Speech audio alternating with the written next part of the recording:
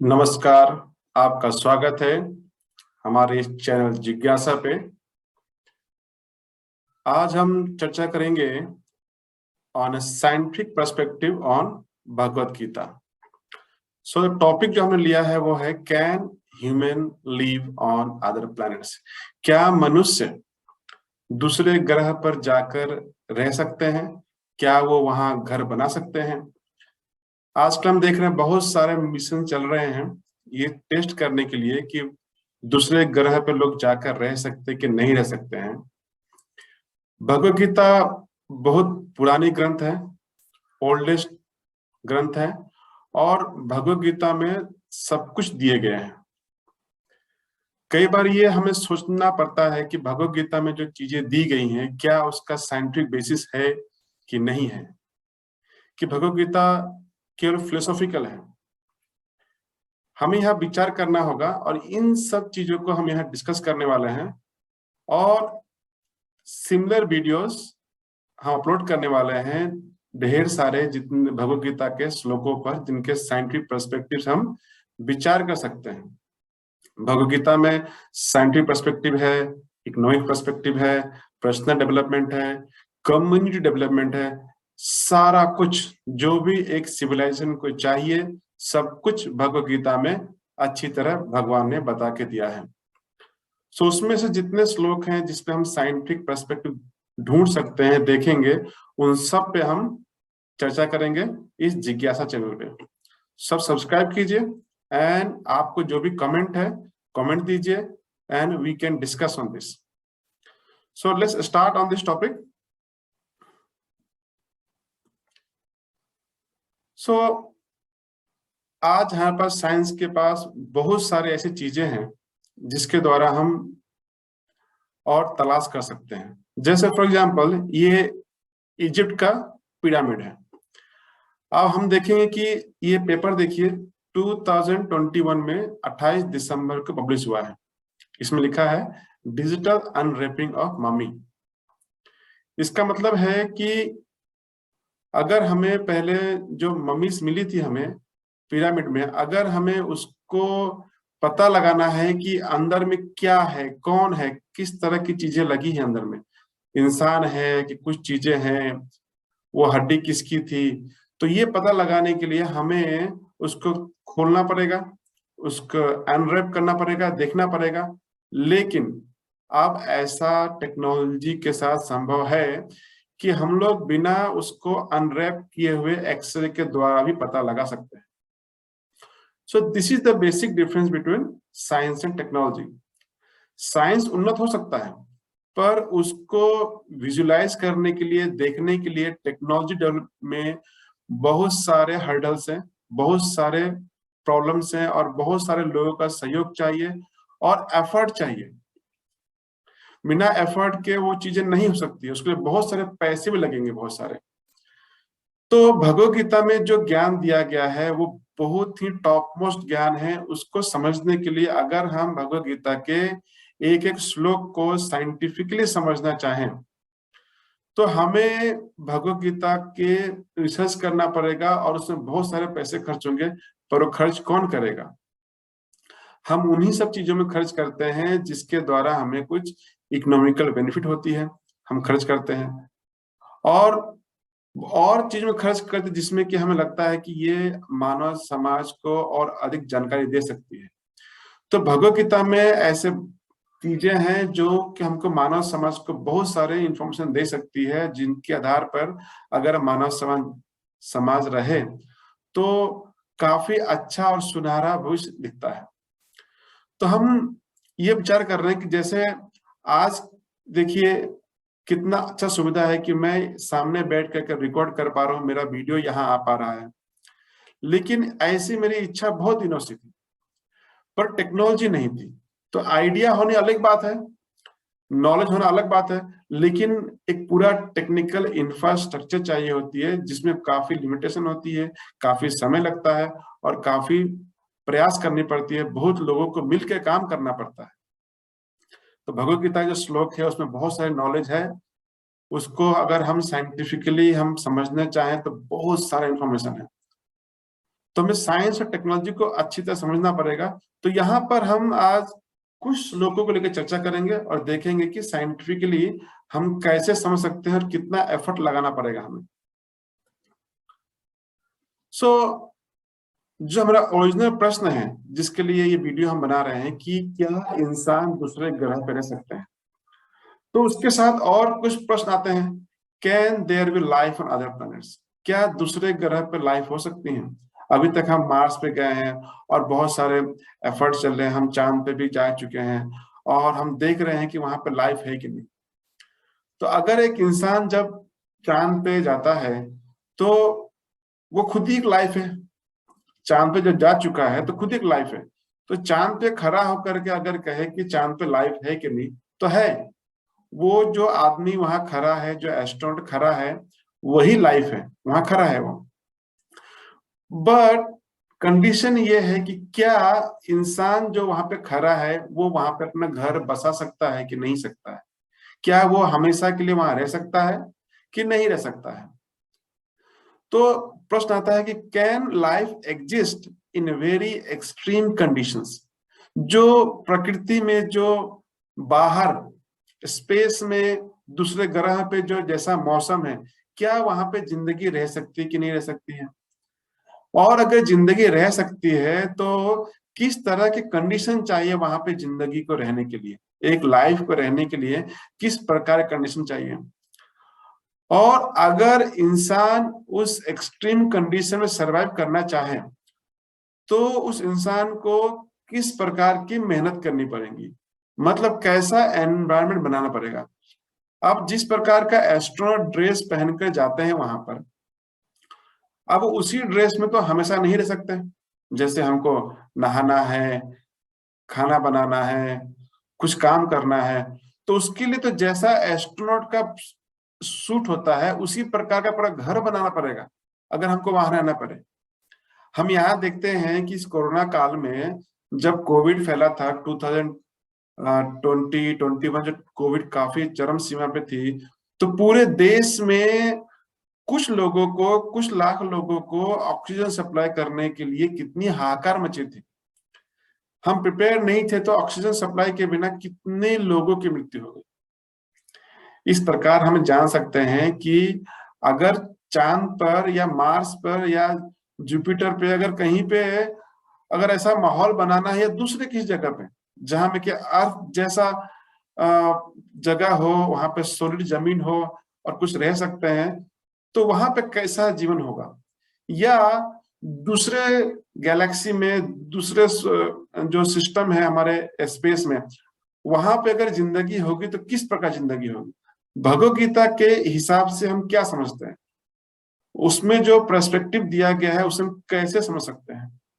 और जब इंसान कोई अगर मछली जल में कैसे रहती है उसको एक्सपीरियंस करना चाहे तो क्या कर सकता है? अगर इंसान इस बात को एक्सपीरियंस करना चाहे कि एक पंछी आकाश में कैसे उड़ता है तो रह सकता है। अगर इंसान एक्सपीरियंस करना चाहे कि जो टाइगर है इतना फुर्तीला दौड़ता है, कैसे शिकार करता है, शार्क कैसे रहती है, हम तो हर जगह जाते हैं तो अपने सर्वाइवल के हिसाब से सारा कंडीशन बनाते हैं, टेम्परेचर, प्रेशर, सब कुछ बनाते हैं। तो इन सब चीजों को चर्चा करते हैं और इसके लिए हमें जानना जरूरी है कि बॉडी एंड सोल। तो भगवत गीता मूल सिद्धांत ये कहती है कि बॉडी एंड सोल अलग अलग है, क्योंकि दूसरे ग्रह पे पत्थर है, वहां पत्थर है, कार्बन है, नाइट्रोजन है, ऑक्सीजन की थोड़ी मात्रा है, हीलियम है, हाइड्रोजन है, दूसरे एलिमेंट्स भी हैं। पर वो, उनको लाइफ नहीं कहते, उनको हम लाइफ कहते हैं जब हमारे जैसा कोई जिंदा व्यक्ति है, कुछ लाइफ है उसमें, छोटा एनिमल है, बड़ा एनिमल है, कुछ भी है, जैसा लाइफ हम यहाँ देखते हैं क्या वैसा ही लाइफ हर जगह होगा? तो इन सब चीजों पे हम चर्चा करते हैं। तो भगवत गीता में दूसरे अध्याय का 13 नंबर श्लोक क्या कहता है? देहिनो अस्मिन यथा देहे कौमारम यौवनम जरा तथा देहांतरा प्राप्ति धीरस तत्र न मुह्यति। देही देहिनो अस्मिन यथा देहे। तो भगवद गीता के 2.13 में देह और देही में डिफरेंस बताई गई है। There is a difference between दे एंड देही। मतलब जैसे कि एक कार है और कार के अंदर रहने वाले लोग हैं, तो कार में रहने वाले लोग और कार से भिन्न होते हैं। एक आदमी कभी छोटी कार में रह सकता है, कभी बड़ी कार में रह सकता है। तो छोटी कार में जब रहता है, बड़ी कार में रहता है, हम देखते हैं कि जब कोई आदमी जब पहली कार खरीदता है, उसकी अगर सैलरी ज्यादा नहीं होती है, वो कम दाम की कार खरीदता है, बाद में उसके ज्यादा पैसे होते हैं, अधिक कार खरीदता है। तो आदमी बदला नहीं है, क्या बदला है? उसका देह बदला है, देही नहीं बदला है। अगर हम घर का एग्जाम्पल लेते हैं, तो कभी कभी लोग झोपड़ी में रहते थे, छोटे घर में रहते थे, आज हम बड़े बड़े घर में रहते हैं, बड़े बड़े बिल्डिंग्स हैं उसमें रहते हैं। तो आदमी नहीं बदला है, देही नहीं बदला है, देह बदला है। उसी प्रकार से जब एक छोटा बच्चा होता है और एक बड़ा इंसान है, उसमें क्या बदल रहा है? देह बदल रहा है, देही नहीं बदल रहा है। कैसे पता करते हैं? जो इंसान एक 60 साल का है, अगर उसको आप पूछें कि आप बचपन में कैसे थे, तो बताएगा बचपन में कैसे थे हम, उनकी यादें कैसी थी, कैसे पढ़ते थे, कैसे बोलते थे, क्या करते, उसको सब याद है। अगर उसको पूछें कि क्या आप इसी तरह दिखते थे जैसा आप अभी दिख रहे हैं, तो वैसा नहीं होता। तो भगवद गीता में भगवान कृष्ण कहते हैं कि 2.13 में देहिनो अस्मिन यथा देहे। जिस प्रकार इस देह में जब देही रह रहा है, तो देही और देह में अंतर है। तो देही जो शरीर के भीतर रह रहा है, वो इसी देह में अपना जर्नी करता है, कौमार अवस्था, यौवन अवस्था। कौमार मतलब जवानी, यंग एज, छोटा बच्चा, उसका यौवन यंग एज चला जाता है, और फिर जरा यानी बुढ़ापा। तो छोटे एज कौमार अवस्था में 6-7 साल की उम्र हमको याद रहती है, उसके छोटे के तो हमें कुछ याद नहीं रहती है, इसलिए कौमार हम कह रहे हैं। कौमार हम का हमें याद रहती है, 6-7 साल का जो हमारी उम्र रहती है हमको याद रहता है। उसके बाद यौवन हमें ज्यादा याद रहती है, और उसके जरा बुढ़ापा, तथा देहांतरा प्राप्ति। उसी प्रकार से जब ये शरीर खत्म होती है, तो इस श्लोक में बताई जा रही है कि जो देही है वो खत्म नहीं होता, वो दूसरे शरीर को प्राप्त करता है। धीरज तत्र न मोह्यति। जो ज्ञानी है, जो इन सब बातों को जानते हैं, वो इन सब चीजों से मोहित नहीं होते। अगर कोई व्यक्ति छोटी कार में बैठ के घूम रहा था, कल को उसने कार बदल ली, बड़ी कार में आ गया, या कल कोई व्यक्ति एक दूसरे अपार्टमेंट से तीसरे अपार्टमेंट में चेंज कर लेता है, तो कोई रोता नहीं है, क्योंकि हम उस व्यक्ति को उस घर से आइडेंटिफाई नहीं करते। हम आइडेंटिफाई करते हैं उस व्यक्ति को उस स्वयं से आइडेंटिफाई करते हैं, घर से नहीं। इसलिए अगर उसने घर बदल भी दिया तो हम रोते नहीं है, हम चिंता मग्न नहीं होते हैं। अगर कई बार होता है कि किसी आपदा में किसी कारण से जब घर बिखर जाता है, तो अगर उसमें रहने वाला इंसान सुरक्षित है, तो भी कोई व्यक्ति शोक नहीं करता है। उसी प्रकार से जो व्यक्ति देही को पहचानते हैं, देही को पहचानते हैं और देह को समझते हैं, दोनों के डिफरेंस को समझते हैं, वो व्यक्ति भी मोहित नहीं होते अगर कोई सी व्यक्ति को मृत्यु होती है। अब ये श्लोक कितना अच्छा है। जैसे समाज में आज देह को लेकर के काफी चर्चा चल रही है, देह देह देह देह मतलब ये शरीर। ये जो देह है, ये देह है, वो देह कभी किसी दूसरे देश में जन्म लेता है, और ये देह की संरचना उसके माता पिता के हिसाब से बनती है। तो अभी समाज में बहुत सारे जो समाज में जो व्यवस्था फैली हुई है, जैसे कि ये काला है, ये गोरा है, he is black, he is white in colour, या जो समाज में जो व्यवस्था है, जैसे कि हम देखते हैं कि ये पिछड़ी जाति है, ये एसी क्लास है, ये ओबीसी क्लास है, ये दलित क्लास है, और ये ब्राह्मण क्लास है। ये ब्राह्मण, ओबीसी, एसी, दलित, और ये दूसरे देश का अमेरिकन है, ये चाइनीज है, ये जापानीज है, ये किसका है? ये देह का संबंध है। ये देह के बारे में बताई जा रही है। वो देह जो हम दिख रहा है, वो देह पैदा हुआ था एक ब्लैक माता पिता से, वो दिखने में ब्लैक दिख रहा है। जैसे अगर मैं आज एक मारुति कार में घूमता हूं, कल मैं जाकर के एक मर्सिडीज खरीदता हूं, और परसों जाकर के मैं एक दूसरी कार खरीदता हूं, ये कार बदलने से मैं नहीं बदला हूं। इसीलिए जो आध्यात्मिक जीवन में सिखाई जाती थी भगवत गीता में, वो देही को जानने की दिखाई जाती थी। देह पे तो डिफरेंस होगा ही, कोई घोड़ा है, कोई बैल है, कोई बकरी है, कोई ब्राह्मण है, कोई ब्राह्मण के घर में जन्म लिया है। तो इस प्रकार से डिफरेंस, देह का डिफरेंस है। शास्त्रों जो ब्राह्मण का डेफिनेशन अलग है, इस चर्चा हम यहाँ नहीं करेंगे, पर बेसिक डिफरेंस क्या है, भगवत गीता देह और देही को सेपरेट बताती है। तो जब देह और देही सेपरेट हो जाती है तो उससे हम क्या सीखते हैं? देही जो है वो देह से अलग है, इस बात का अनुभूति कैसे कर सकते हैं? जो देही है वो देह से अलग है कैसे कर सकता है? तो यहाँ पे कुछ पॉइंट्स हैं। As we grow and our body becomes old, there is something which does not change. जैसे हम बड़े होते हैं और हमारा देह पूरा बूढ़ा हो जाता है, कुछ चेंज नहीं हो रहा है। There is someone who is observing the changes in the body but is not changing with the body. कोई ऐसा व्यक्ति है जो कि इस चेंज को ऑब्जर्व कर रहा है, देख रहा है। जैसे हम कोई मैच देखते हैं, तो हम मैच देखते हैं, उस समय मैच का हिस्सा नहीं होते। जो खिलाड़ी फील्ड में खेल रहे होते हैं, जो बैटिंग करता है क्रिकेट में, जो बॉलिंग कर रहा होता है, वो अपने बॉलिंग और अपने बैटिंग में ध्यान देता है। लेकिन जो जो ऑब्जर्वर्स हैं, जो स्पेक्टेटर्स हैं, जो बाहर बैठे हैं, वो बॉलर को भी देखते हैं, बैट्समैन को देखते हैं, फील्डर को देखते हैं, सबको देखते हैं, सारा चेंज ऑब्जर्व करते हैं। लेकिन जो एक्चुअल जो प्ले कर रहे हैं वो सब कुछ नहीं देख सकते। अगर वो सब कुछ देखने लगे तो खेल नहीं पाएंगे वो।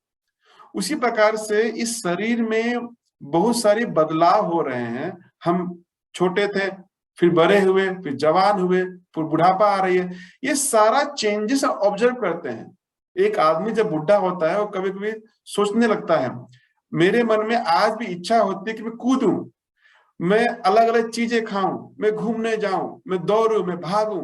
पर वो ऑब्जर्व करता है कि उसके अंदर जो चीज है वो चाहती है करने के लिए, पर उसका शरीर अब जवाब नहीं दे रहा है, सही से बिहेव नहीं कर रहा है। उसी प्रकार से जैसे मान लीजिए कि एक फाइटर प्लेन का आदमी है, जो फाइटर जहाज चलाता है, उस व्यक्ति को अगर आप धरती पर ला करके एक 800 सीसी की कार दे दें चलाने के लिए, अब वो 800 सीसी की कार को वो व्यक्ति फाइटर प्लेन के स्पीड से नहीं चला सकता, क्योंकि उसकी बॉडी बदल चुकी है। तो देह और देही, देही की कैपेसिटी सेम रहती है। अगर मान लीजिए कि सभी फाइटर प्लेन, 10 फाइटर प्लेन के पायलट्स को लेकर के आप एक को दीजिए 800 सीसी की कार, एक को दीजिए 1200 सीसी की कार, एक को दीजिए 2500 सीसी की कार, एक को दीजिए 3000 सीसी की कार।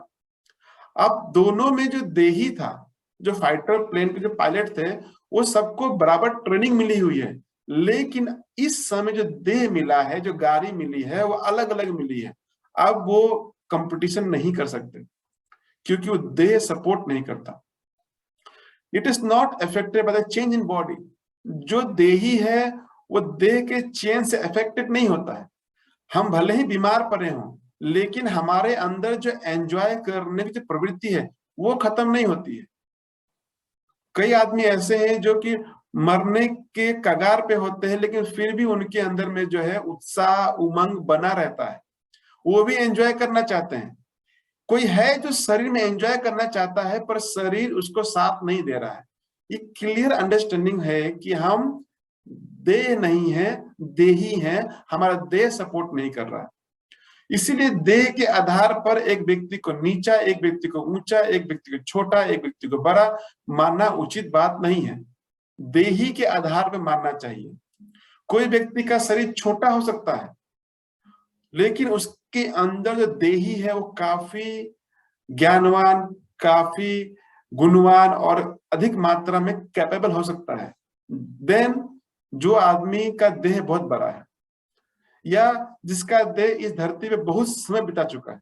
हम देखते हैं कि आप किसी कंपनी में जाइए और वहां देखेंगे कि एक 60 साल का आदमी उस कंपनी में चौकीदार है और एक 25 साल का लड़का उस कंपनी का सीईओ है, चीफ एग्जीक्यूटिव ऑफिसर। ये किस आधार पे है? क्या शरीर के आधार पे उसको प्रमोशन देना चाहिए कि जो देही है अंदर में, जिसकी कैपेबिलिटी है, उसके आधार पे? इसीलिए इस समाज में जब तक इस देह और देही के डिफरेंस को हम नहीं समझेंगे, इस समाज से जो जातिवाद है, ये जो प्रथा है, ऊंच नीच है, ब्लैक एंड व्हाइट है, इस सब चीजों को हम नहीं खत्म कर पाएंगे, क्योंकि everyone is identifying with the body. अब क्या है, नेक्स्ट पॉइंट है, it needs a suitable mechanism to express itself and can be present anywhere. तो जो देही है, अगर उसको एक खास तरह का शरीर दिया जाए तो कहीं भी रह सकता है। हम आगे डिस्कस करेंगे किस प्रकार से। With example, sometimes carries the identity beyond the present body.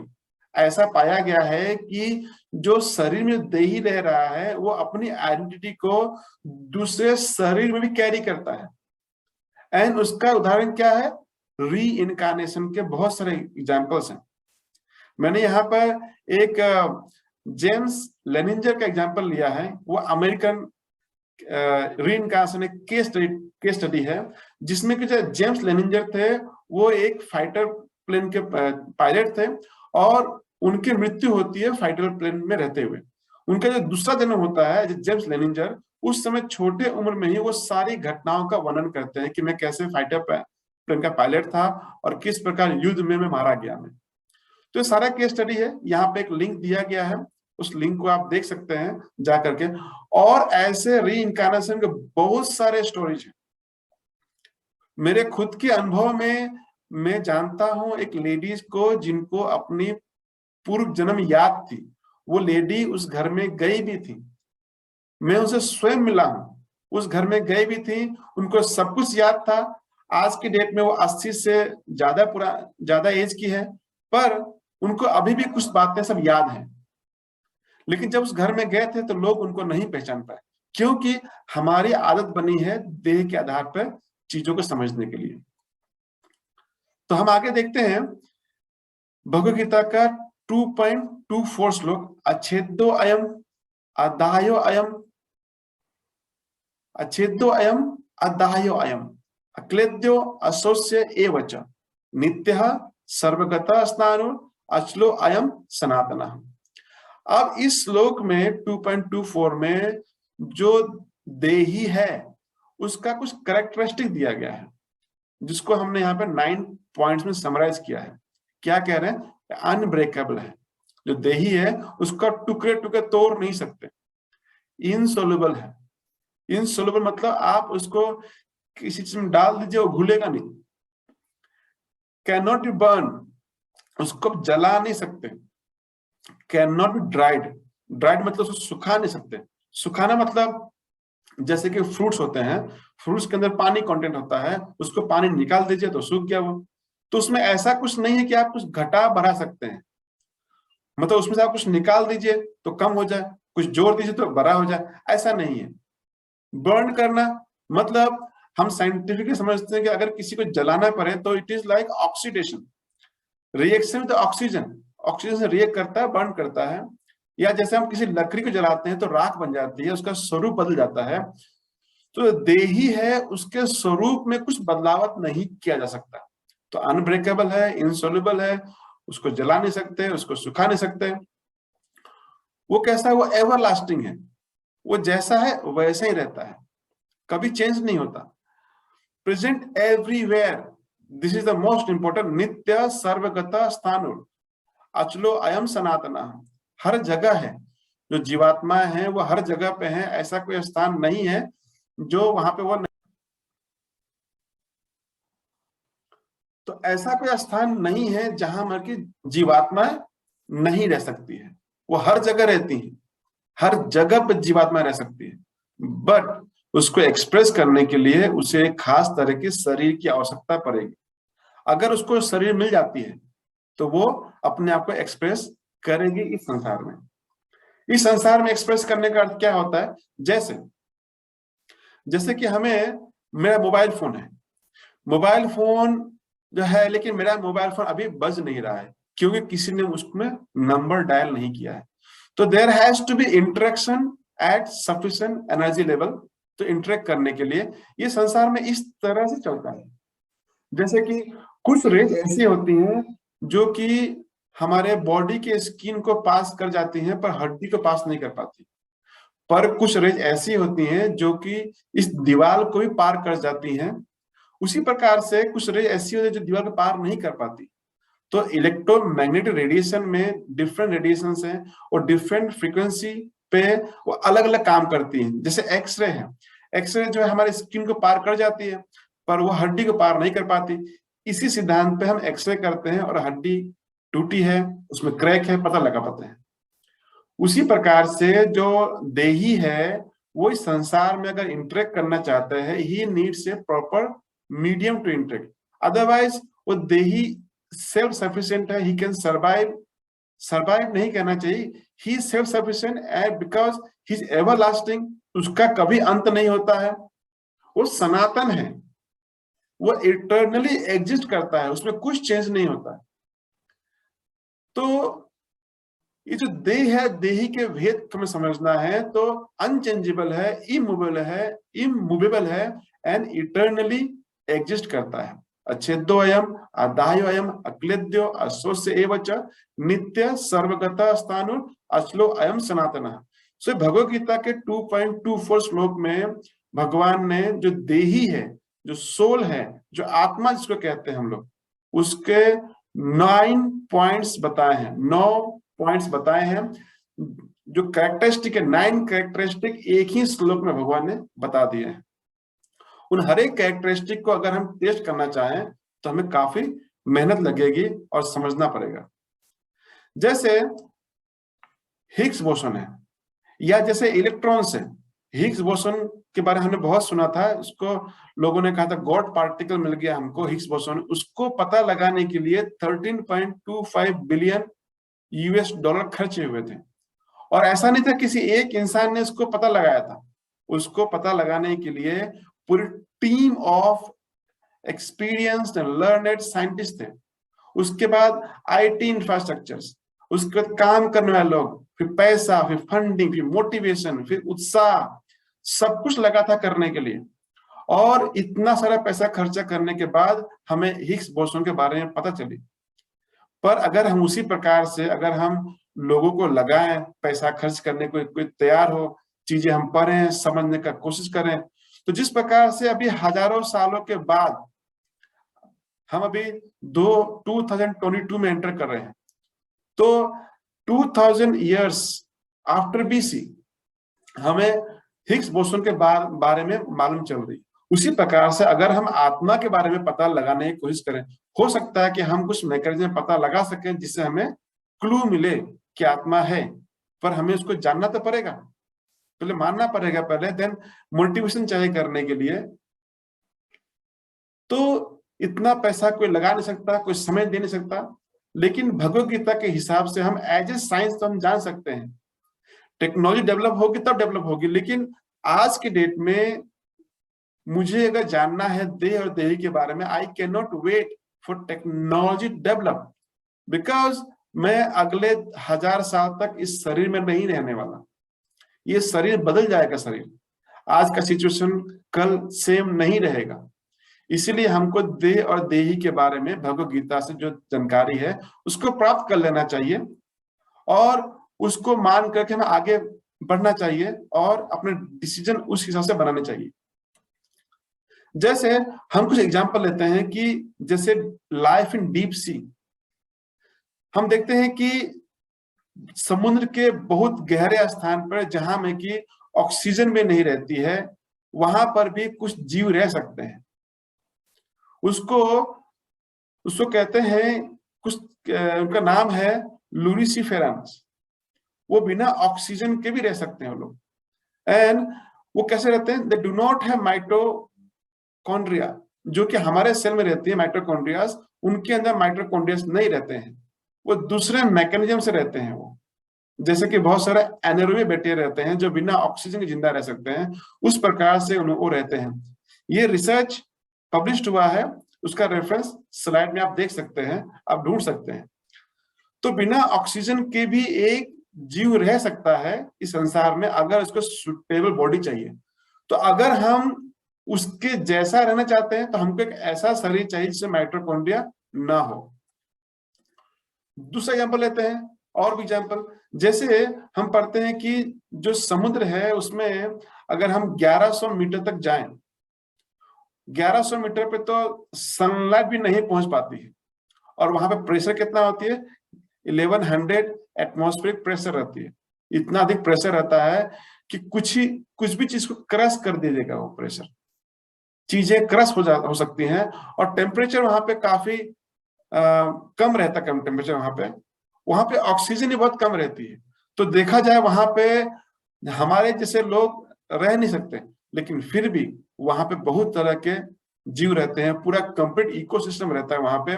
और वो क्या खाएंगे, कैसे खाएंगे, उसकी व्यवस्था भी वहां पे की है। वो हमने नहीं की व्यवस्था, प्रकृति ने, नेचर ने ऐसा करके रखा हुआ है।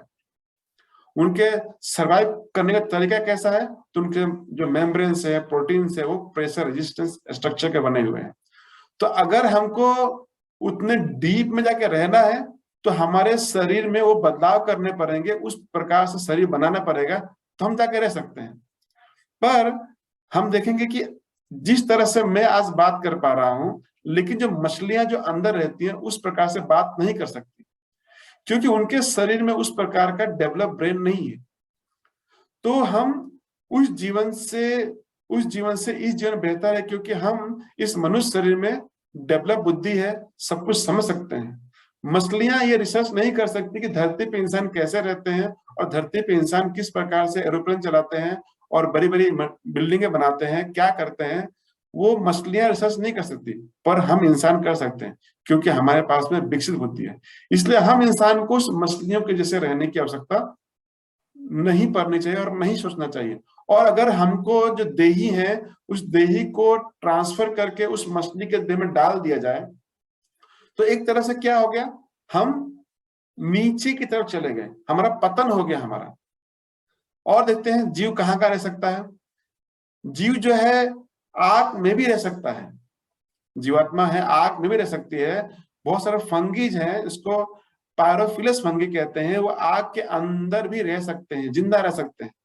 उनका रहने का तरीका बड़ा अजीब है, स्पोर्स फंग के रहते हैं। लोग रिसर्च कर रहे हैं कैसे रहते हैं। वो आग लगती है, देखा गया है कि जब जंगल में आग लगती है तो कोई जीव नहीं रहता, वहां पर सब कुछ खत्म हो जाती है, लेकिन फिर वहां पे फंगस जिंदा रहते हैं। वहां पे आग के बाद भी, भयंकर आग जंगल में, आग खत्म होने के बाद पहले फंगस वहां पे उग आते हैं।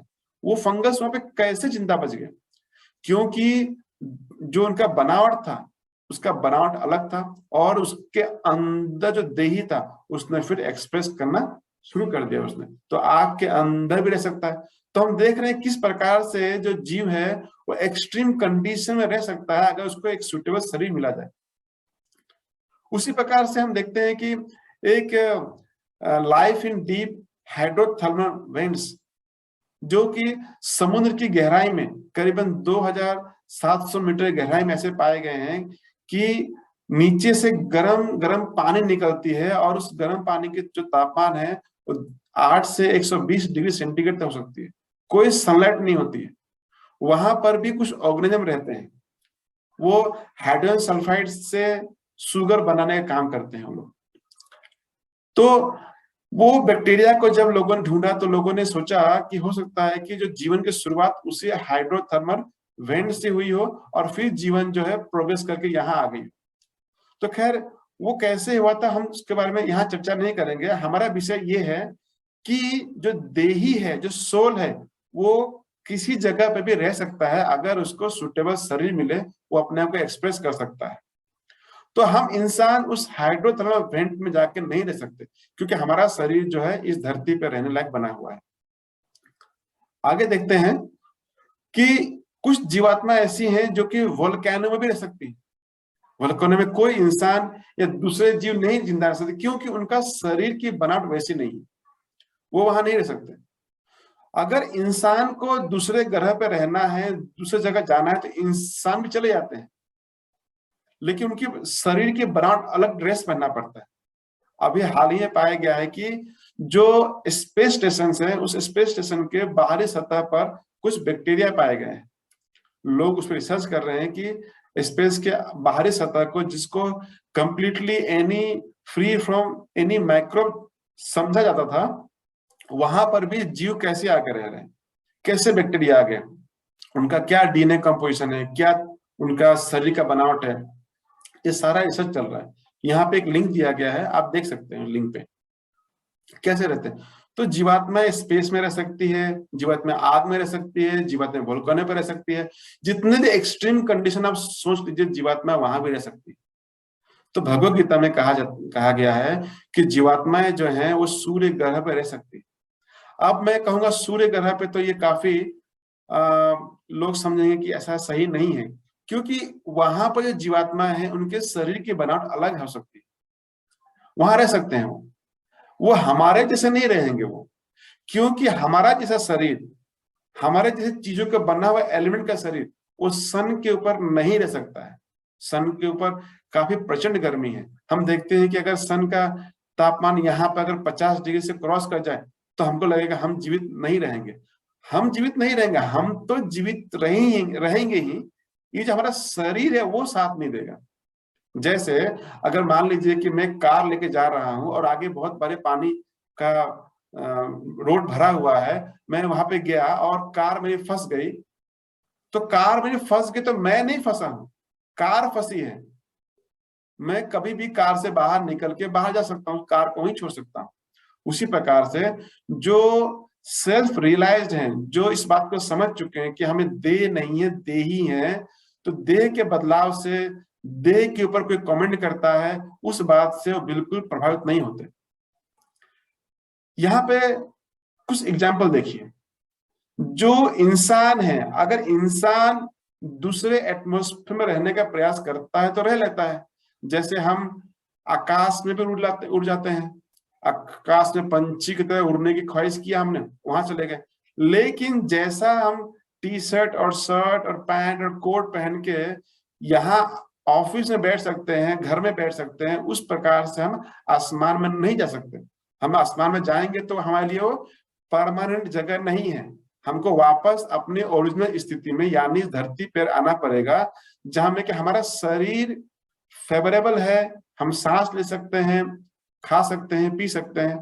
पर थोड़े समय के लिए, कुछ क्षण के लिए हम आकाश में उड़ सकते हैं, थोड़ी देर के लिए हम समुद्र के एकदम बीच में जा सकते हैं, पर उसके लिए ड्रेस अलग होती है। इंसान आग के अंदर भी जा सकता है, जैसे फायर फाइटिंग ड्रेस पहन करके। इंसान जो है बर्फीले जगह पर भी जा सकता है, पर उसके लिए हमें अलग ड्रेस पहननी पड़ती है। इंसान जो है स्पेस में जा सकता है, चांद पे जा सकता है, लेकिन उसके लिए उसका अलग ड्रेस पहननी पड़ती है। पर क्या वो ड्रेस हम 24 आवर्स जिंदगी भर पहने रह सकते हैं? नहीं कर पाएंगे। वैसे हम अभी पाया गया है कि जो लोग स्पेस में जाते हैं उनके अंदर क्या होती है, भले ही वो स्पेसशिप के अंदर रहते हैं, लेकिन उनके शरीर में एनीमिया हो जाती है।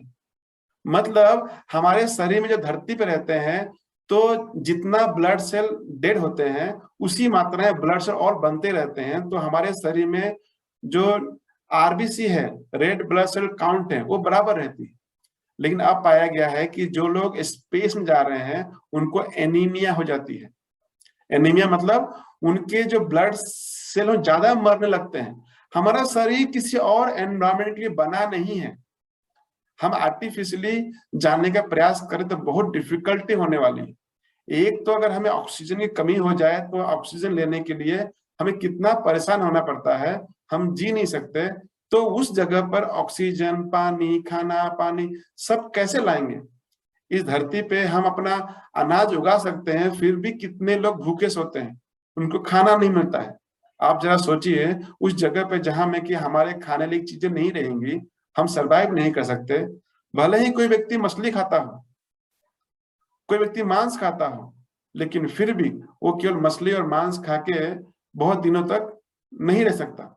लोग कहते हैं कि पहले के लोग मछली और मांस खाते थे, पर अभी हमारा जो सुटेबिलिटी है शरीर की बदल चुकी है। हम अलग तरह के आहार के आदी हो चुके हैं, हम ऐसा नहीं कर पाएंगे। हमारे बहुत मुश्किल पड़ेगी केवल उस प्रकार आहार खा के। और चांद पे तो कुछ भी नहीं है, मछली भी नहीं खाने के लिए, कुछ भी नहीं खाने के लिए वहां पे। वहां हम क्या करेंगे? वहां पे हम तो अनाज भी नहीं उगा सकते। तो धरती पर ही जो है, जो सिचुएशन बनी गई है, उसको हम संभाल नहीं पा रहे हैं। दूसरे ग्रह पे हम क्या करेंगे? तो जो बेसिक फिलोसॉफी है जो भगवत गीता हमको सिखा रही है, वो क्या सिखा रही है? कि दूसरे जगह पर भी जीव रहते हैं, लेकिन उनका शरीर हमसे भिन्न रहता है, हमारे शरीर जैसा नहीं रहता। जो अगर दूसरे ग्रह है, दूसरे गैलेक्सी में अगर कोई जीव ही होगा, डेफिनेटली होगा जीव, डेफिनेटली शरीर रहता है। क्योंकि भगवत गीता में बता रही है कि जो है ये देहात्मा, जो देही है, जो सोल है, वो हर जगह है। उस जगह पे उनको एक्सप्रेस करने के लिए एक अलग तरह का शरीर चाहिए, अपने आप को एक्सप्रेस कर सकते हैं वो। इस प्रकार से हम जो है फाइनल स्लाइड पे यहाँ पे हम जो समरी देख रहे हैं कि हमने भगवत गीता का 2.13 देहिनो अस्मिन यथा देहे कौमारम यौवनम जरा तथा देहांतर प्राप्ति धीरज तत्र न मुह्यते। इस श्लोक से हमने जाना कि किस प्रकार से हम देह नहीं, हम देही हैं। और इस देह में जिस प्रकार से हम इस बात का अनुभव करते हैं कि कौमार, यौवन और जरा, बचपन, जवानी और बुढ़ापा आती है, उसी प्रकार से ये देह बदलने के बाद जो देही है वो किसी दूसरे देह में चला जाता है। ये जो ट्रांसमाइग्रेशन का प्रोसेस है, इसके बारे में भी भगवत गीता में बताई गई है। और भगवत गीता का श्लोक 2.24 में अच्छेदो अयम आदायो अयम अक्लेदो असोस्य एवच नित्य सर्वगता स्थानु असलो अयम सनातना, इसमें 9 पॉइंट्स भगवान ने कहे हैं जो कि प्रॉपर्टी ऑफ देही है, जो कि एक देह से काफी विपरीत है। मतलब देह की प्रॉपर्टी और देही का जो प्रॉपर्टी, जो कैरेक्टरिस्टिक है, दोनों अलग अलग है। इसलिए हम इस कंक्लूजन पे पहुंचते हैं कि life is present in all the places but the body is different. जो सोल है, जो देही है, वो हर जगह है, तो उसका शरीर अलग अलग है। If we as human wants to live in extreme condition it may not be sustainable as it is on Earth. अगर हम इंसान दूसरे जगह पे जाके रहना चाहते हैं, वो इतना सस्टेनेबल नहीं रहेगा और उतना ठीक से नहीं कर पाएंगे जितना कि हम इस धरती पे कर पा रहे हैं। इसलिए हमको धरती को ही बचाना है। Nature has its own way of transmigrating the देही, the occupant of the body, from one body to another. And इस प्रोसेस को हमको समझना पड़ेगा। जो प्रोसेस है ट्रांसमाइग्रेशन, जो प्रोसेस समझना पड़ेगा। जब नेचुरली एक देही को निकाल करके इस शरीर से दूसरे देह में डाल देता है नेचर, उसका जो मैकेनिज्म है, तो वहां पे वो सस्टेनेबल रह सकता है।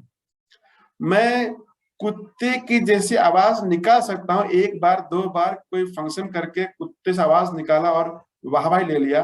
कुत्ते जैसा मैं चल भी सकता हूँ, कुत्ते जैसा खाना भी खाने का प्रयास कर सकता हूँ, शेर की तरह मांस खा सकता हूँ, लेकिन वो सस्टेनेबल नहीं रहेगा।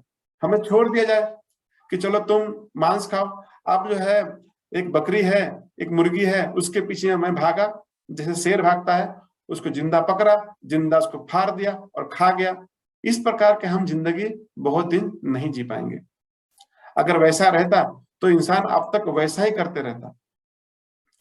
तो लेकिन जब नेचर चेंज करती है, किसी को कुत्ता बनाती है, किसी को शेर बनाती है, किसी को डीप समुद्र में रहने वाली मछली बनाती है, किसी को माइक्रो ऑर्गेनिज्म बनाती है, वो उस शरीर में आराम से मस्त रहता है। तो हमें देह और देही को समझना है। और साइंटिफिकली हमने देखा कि बहुत सारे एक्सपेरिमेंट से हम आज जान सकते हैं कि देह और देही में भेद है। पर भगवत गीता की दृष्टि से हम इस बात को कैसे अनुभव कर सकते हैं? What is the step that we can follow? तो मेरे इस चैनल जिज्ञासा पे मैंने प्रभुपाद जी के बहुत सारे किताबों का समरी दिया है। उन समरी में बहुत सारी बातें बताई गई हैं, आप उसको सुन सकते हैं। इस टॉपिक पे हम यहाँ डिस्कस नहीं करेंगे। एंड आप उसको सब्सक्राइब कीजिए। ऐसे ही भगवत गीता के बहुत सारे श्लोकों पर साइंटिफिक दृष्टिकोण क्या है उसको लेकर हम आएंगे। जैसे हमने यहाँ देखा कि 9 पॉइंट से हमने उसको साबित किया, हमने किस प्रकार से जो शरीर है दूसरे दूसरे जगह में रह सकती है, लेकिन उसकी बनावट अलग होती है। तो आत्मा हर जगह है, पर वो एक्सप्रेस करने के लिए शरीर अलग चाहिए। यही भगवद गीता 2.13 एंड 2.24 समझते हैं। अब इस आत्मा का भगवान कृष्ण से क्या संबंध है, कैसे उसको निभाना चाहिए, इन सब जानकारी के लिए आप जो है, जो बुक की समरी है उसको आप रेफर कर सकते हैं। तो यहाँ पर हम विराम करते हैं। We will meet again in another session with scientific perspective on Bhagavad Gita and other Vedic literatures. Thank you very much for watching. Hare Krishna.